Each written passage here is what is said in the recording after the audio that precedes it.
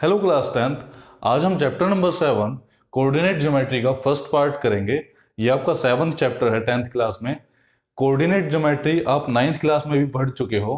उसमें आपके पास क्या था, जनरली आपके पास एक कार्टेशियन प्लेन था जिसके अंदर ये एक्स एक्सिस, ये वाई एक्सिस था और ये चार क्वाड्रेंट थे, first quadrant, second quadrant, third and fourth quadrant, और बीच में ये क्या था, ओरिजिन। और उसके बाद आपको पता था कि कुछ ना कुछ किसी भी पॉइंट्स के इस कार्टेशियन प्लेन में किसी भी पॉइंट्स के कुछ ना कुछ तो कोऑर्डिनेट्स भी थे, एक्स और वाई। ब्रैकेट के अंदर जो पहला जो पॉइंट होता है उसको हम एब्सिसा बोलते हैं या फिर एक्स कोऑर्डिनेट, और जो बाद में होता है कोमा के बाद उसको हम बोलते हैं ऑर्डिनेट या फिर वाई कोऑर्डिनेट। ठीक है, तो कोई ना कोई पॉइंट है, उसके एक्स एक्सिस और वाई एक्सिस से जो परपेंडिकुलर डिस्टेंस था वो आपका क्या बनता था, कुछ ना कुछ कोऑर्डिनेट बनता था। ये हमने 9th क्लास में पढ़ा है। अब 7th, ये जो 10th क्लास में जो 7th चैप्टर है इसमें क्या आएगा, इसमें सबसे पहले आपके पास आएगा कोई भी कार्टेशियन प्लेन में आपको दो पॉइंट गिवन है। ठीक है, सपोज करो एक P और Q। अब P और Q के बीच में डिस्टेंस निकालना हो कि लेंथ कितनी है, कितनी दूरी पर है वो दोनों। सपोज करो ये कोई कार्टेशियन प्लेन है, इसमें आपको एक पॉइंट दे दिया P। ठीक है, इस P के यहां पर कुछ ना कुछ तो कोऑर्डिनेट होंगे। ठीक है, ऐसे ही कोई पॉइंट दे दिया Q, इस Q के भी कोई ना कोई कोऑर्डिनेट होंगे। तो यहां इस चैप्टर में हम सबसे पहले सीखेंगे कि इन दोनों पॉइंट के बीच में जो ये डिस्टेंस है ये कैसे फाइंड करेंगे। ठीक है, इसको फाइंड करने के लिए एक फॉर्मूला है, डिस्टेंस फॉर्मूला। ठीक है, डिस्टेंस फॉर्मूला। ठीक है, वो डिस्टेंस फॉर्मूला क्या है, पहले हम उसकी डेरिवेशन देखते हैं। सबसे पहले सपोज करो आपको ये दो एक्सिस दे रखे हैं, x axis and y axis, बीच में ओरिजिन। ठीक है, कोई पॉइंट है P कोई पॉइंट है जिसके कोऑर्डिनेट है अभी हमको नहीं पता, और एक और कोई पॉइंट है Q। ठीक है, इन दोनों के बीच की आपको लेंथ निकालनी है। तो P जो पॉइंट होगा वो कुछ इस तरीके से होगा, यहां पे कुछ ना कुछ x की वैल्यू होगी और यहां पर कुछ ना कुछ y की वैल्यू होगी। मान लेते हम यहां पे x की जो वैल्यू है वो x1 है। ठीक है, x की वैल्यू है x1 और y की जो वैल्यू है वो हमने मान ली y1। तो जो पॉइंट P है उसके कोऑर्डिनेट क्या हो जाएंगे, पॉइंट P के कोऑर्डिनेट हो जाएंगे x1, y1। P के कोऑर्डिनेट ये हो जाएंगे। उसके बाद ये जो पॉइंट Q है, पॉइंट Q के भी y एक्सिस पे कुछ ना कुछ वैल्यू होगी और x एक्सिस पे भी कुछ ना कुछ वैल्यू होगी। सपोज करो x एक्सिस पे Q के लिए जो वैल्यू है वो है x2 और y एक्सिस पे जो वैल्यू है वो है y2। ठीक है, तो Q के कोऑर्डिनेट क्या क्या हो जाएंगे, अब Q के कोऑर्डिनेट हो जाएंगे x2, y2। ठीक है, अब ये आपका पॉइंट है P और ये पॉइंट है आपका Q। आपको क्या करना है, इन दोनों के बीच की लेंथ निकालनी है। तो वो कैसे निकालेंगे वो देखो, हमने इसको मिला दिया, P और Q को मिला दिया।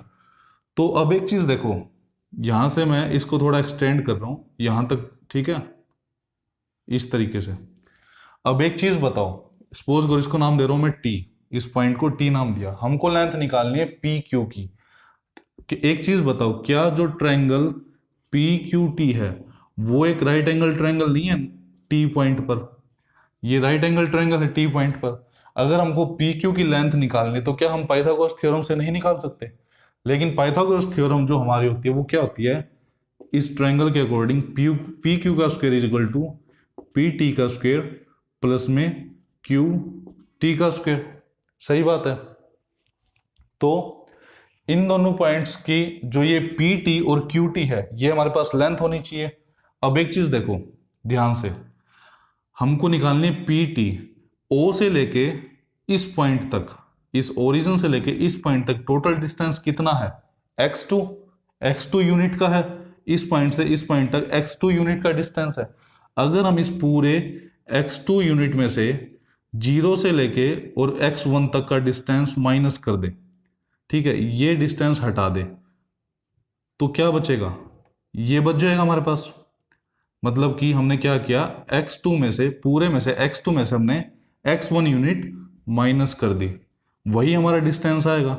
और ये डिस्टेंस और ये पी टी दोनों इक्वल है ना, पी टी और ये डिस्टेंस दोनों इक्वल है। अगर ये x2 माइनस एक्स वन है तो पी टी कितना होगा, x2 माइनस एक्स वन। ठीक है, अब यहां से क्यू टी की बात करेंगे, जीरो से लेके और ये क्यू पॉइंट तक, ठीक है, जीरो से लेके क्यू पॉइंट तक ये डिस्टेंस कितना है, y2 यूनिट का। और जीरो से लेके इस p तक या t तक कह दो आप, ये डिस्टेंस कितना है, y1 यूनिट का। देखो यहां से और यहां तक ये टोटल डिस्टेंस है y2 यूनिट का। ठीक है, और जीरो से लेके यहां t तक इस पॉइंट तक ये डिस्टेंस कितना आपका, y1 यूनिट का। अगर हम y2 में से ये y1 को माइनस कर देंगे तो आपका ये ऊपर वाला डिस्टेंस बचेगा, यानी टी क्यू का या क्यू टी कह दो आप। तो क्या आ गया आपका, क्यू टी कितना आ गया, y2 माइनस y1। सही बात है, हमारे पास क्यू टी की वैल्यू कितनी आई, y2 माइनस y1, और पी टी की वैल्यू कितनी आई, x2 माइनस x1। इन दोनों वैल्यूज को हम यहां रखेंगे तो पी क्यू का स्क्वायर किसके इक्वल आएगा, पी क्यू का स्क्वायर किसके इक्वल आएगा, पी टी का स्क्वायर। पी टी मतलब x2 माइनस x1 का स्क्वायर प्लस में क्यू टी मतलब कितना, y2 माइनस y1 का स्क्वायर। हमने सिंपल क्या किया, पी टी और क्यू टी की वैल्यू रख दी। अब यहां से अगर मैं दोनों तरफ रूट कर दूं तो कोई फर्क नहीं पड़ेगा। अब देखो स्क्वायर से स्क्वायर रूट हट जाएगा, तो पी क्यू की वैल्यू क्या आई, x2 माइनस x1 का स्क्वायर प्लस में y2 माइनस y1 का स्क्वायर। ठीक है, तो ये हमारी लेंथ आ जाएगी पी क्यू की। P से लेके Q तक का जो डिस्टेंस था वो निकालने के लिए ये हमको फॉर्मूला आ गया, और इसी फॉर्मूले को हम क्या बोलते हैं, डिस्टेंस फॉर्मूला। इसको क्या बोलते हैं हम, डिस्टेंस फॉर्मूला। ठीक है, तो इस फॉर्मूले को यूज करके अब हम कुछ एग्जांपल करते हैं। आपका सबसे पहला एग्जांपल गिवन है,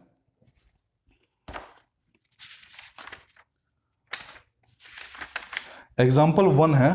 ठीक है, एग्जांपल 1 में आपको क्या गिवन है, देखो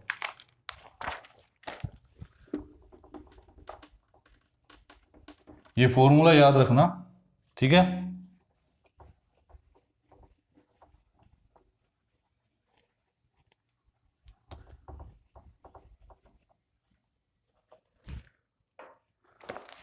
एग्जाम्पल 1 में क्या है, 3 पॉइंट दे रखे आपको और सभी के कोऑर्डिनेट्स भी गिवन है।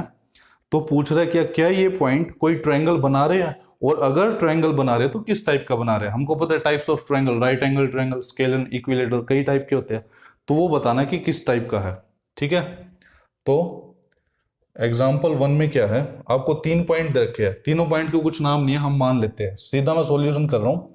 तो पॉइंट एक हमने मान लिया P जिसके कोऑर्डिनेट्स है 3,2, एक मान लिया Q जिसके कोऑर्डिनेट्स है -2, -3, एंड एक है R जिसके कोऑर्डिनेट्स है 2,3।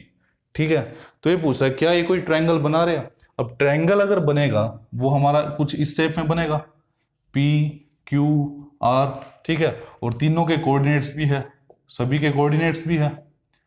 तो करना क्या है, हम तीनों का ये लेंथ निकाल लेंगे डिस्टेंस फॉर्मूला से। लेंथ निकालने के बाद हम चेक कर पाएंगे क्या ये कोई ट्रायंगल है या नहीं है। ट्रायंगल कोई भी 3 पॉइंट ट्रायंगल कब होंगे, कोई भी 3 पॉइंट ट्रायंगल कब होंगे, जब हमको ये पता लगे कि 2 साइड का सम तीसरी साइड से ज्यादा है। 2 साइड है, उनकी लेंथ का सम तीसरी साइड की जो लेंथ है उससे ज्यादा हो। तो देखो सबसे पहले हमको क्या निकालना होगा, एक तो पी क्यू मीन्स एक डिस्टेंस है, पी क्यू एक डिस्टेंस है। तो कैसे निकलेगा, फॉर्मूला हमारे पास क्या था, कोई भी 2 पॉइंट्स के बीच में डिस्टेंस निकालने के लिए x2 माइनस x1 का square plus y2 minus y1 का स्क्वायर। तो देखो इन दोनों पॉइंट्स के लिए x1 की वैल्यू क्या हो जाएगी, ये x1 y1 x2 y2, x1 की वैल्यू 3 और x2 की वैल्यू -2, y1 की वैल्यू 2 और y2 की वैल्यू -3। इस फॉर्मूले को इसमें रखेंगे। तो पी क्यू की वैल्यू क्या आएगी, देखो x2 minus x one, x2 minus x one यानी कि -2 और -3 का होल स्क्वायर, ये कितना आएगा -5 का होल स्क्वायर कितना आ जाएगा 25, प्लस में y2 माइनस y1 मीन्स -3 और -2 इसका भी होल स्क्वायर, तो ये कितना आएगा -5 का स्क्वायर कितना फिर से 25, तो पी क्यू की वैल्यू कितनी आ गई √50। √50 आपका अप्रोक्स कितना होता है 7.07 अप्रोक्स वैल्यू इसकी, पी क्यू की वैल्यू आ गई। अब हमको पी आर और क्यू आर की भी निकालनी है। पी आर की वैल्यू कैसे निकलेगी, ठीक है, अब पी आर के लिए आपके कोऑर्डिनेट्स चेंज हो जाएंगे, ठीक है, तो P और R, P में देखो ये x1 x2 x1 y1 x2 y2, तो P के लिए x1 की वैल्यू 3 और y1 की वैल्यू 2 और R के लिए x2 की वैल्यू 2 और y2 की वैल्यू 3, इन वैल्यूज को इस फॉर्मूले में रखेंगे तो PR की वैल्यू आएगी। फॉर्मूला क्या हमारा x2 माइनस एक्स1, x2 माइनस एक्स1 यानी कि 2 माइनस 3, 2 माइनस 3 कितना होता है -1 और उसका भी स्क्वायर, तो -1 का स्क्वायर कितना 1 plus y2 minus y1 3 minus 2, ठीक है, y2 माइनस y1 कितना 3 माइनस 2 और 3 माइनस 2 कितना 1 और 1 का स्क्वायर कितना फिर से 1, तो ये कितना आ जाएगा √2 और √2 की वैल्यू होती है 1.41 अप्रोक्स होती है, ठीक है। अब हमको पी क्यू और पी आर आ गया, एक रह गया क्यू आर की वैल्यू निकाल लेंगे। क्यू आर के लिए देखो क्यू और आर के लिए x1 y1 x2 y2, x1 की वैल्यू आप हमेशा ऐसे लिख लेना, नहीं तो कंफ्यूजन हो जाएगा और गलती हो जाएगी। x1 की वैल्यू -2, x2 की वैल्यू 2, y1 की वैल्यू -3 एंड y2 की वैल्यू 3, इन वैल्यूज को इस फॉर्मूले में रखेंगे। तो 2, ठीक है, 2 में से माइनस करना है -2, तो कितना हो जाएगा 2 + 2 यानी 4 और 4 का स्क्वायर कितना 16, प्लस में y2 माइनस y1 मीन्स 3 में से माइनस करना है -3 को, तो ये कितना हो जाएगा 3 + 3 यानी 9 और 9 का स्क्वायर कितना 81, ठीक है। इसको सोल्व करते हैं तो ये कितना है देखो 6 और 1 7, 8 और 1 9, ठीक है। तो एक बार फिर से रीचेक कर लेते हैं इसको,